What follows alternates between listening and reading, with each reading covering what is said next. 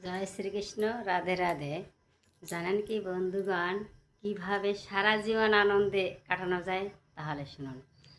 অতীতের কথা এবং ভবিষ্যতের কথা চিন্তা না করে বর্তমানে অর্থাৎ আজ আর কাল কীভাবে আমরা ভালো থাকতে পারবো বা ভালোভাবে জীবন কাটাতে পারবো, সেই চেষ্টাই আমাদের করতে হবে।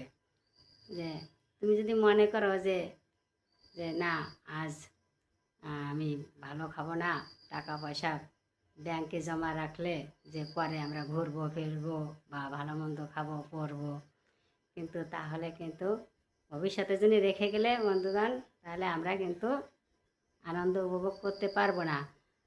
কারণ মানুষের মৃত্যুর কথা তো কেউ বলতে পারে না কখন মানুষের মরণ হবে। তাই যা করব এখনই করব, বর্তমানে করব। হ্যাঁ, বর্তমানে যেভাবে ভালো থাকা যায় সেই কর্মই আমাদের করতে হবে, তাহলে আমরা সারা জীবন আনন্দ উপভোগ করতে পারবো। জয় শ্রীকৃষ্ণ। রাধে রাধে। এখানে রাখছি।